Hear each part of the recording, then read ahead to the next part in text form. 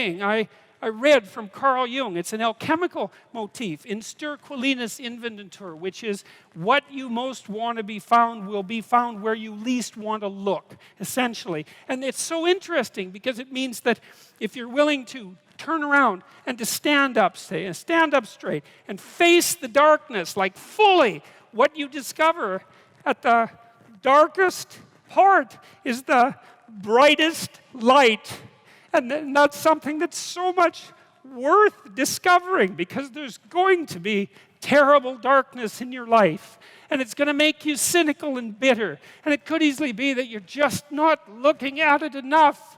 Because if you looked at it enough and you didn't shy away and you brought everything you had to bear on it, you'd find that there was more to you than there was to the horror.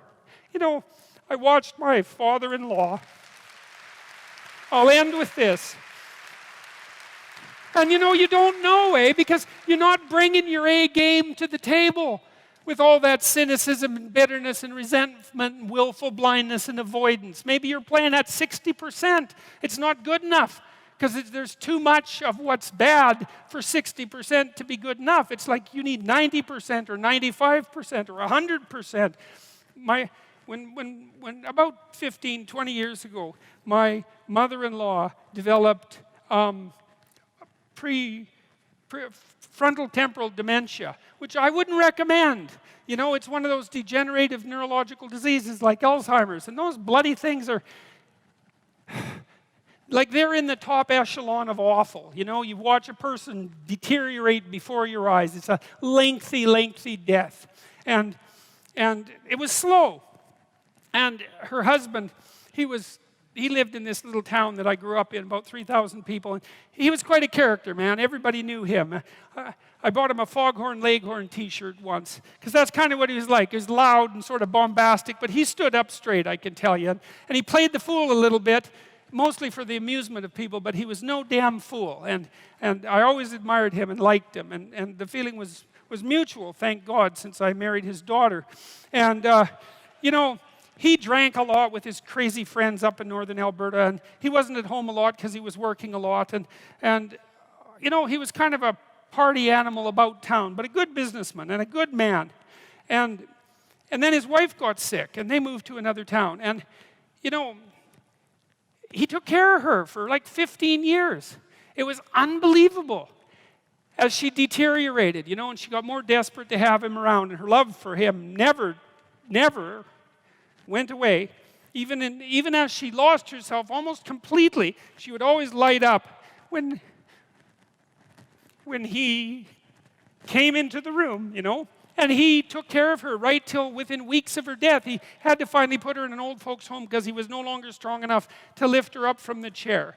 And we interacted with him a lot, you know, because we were trying to help him figure out how to cope. And we had signs put up in the house, electronic signs that would tell her when he was leaving so that she would know where he went. And we had recordings in the bathroom so that she knew what to do when she went into the bathroom. And we tried to do everything we could to not make this absolutely bloody, atrocious experience complete hell. And he participated the whole way, you know, and it was really something to see. It was really it left me with a tremendous sense of admiration for him, but not just for him, but for people who can do that.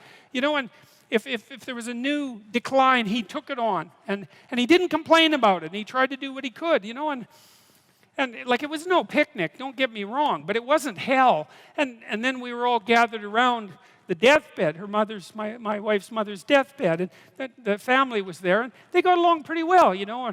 Her sister's a palliative care nurse, and the other one's a pharmacist, and none of them are particularly afraid of illness and death. You know, they're a pretty tough group. And so, you know, they made sure their mother's lips were wet while she was no longer eating or drinking, and tried to make her comfortable. And they were around the deathbed, and they were kind of getting along, you know. It wasn't family feud at mother's death time, and that was kind of nice.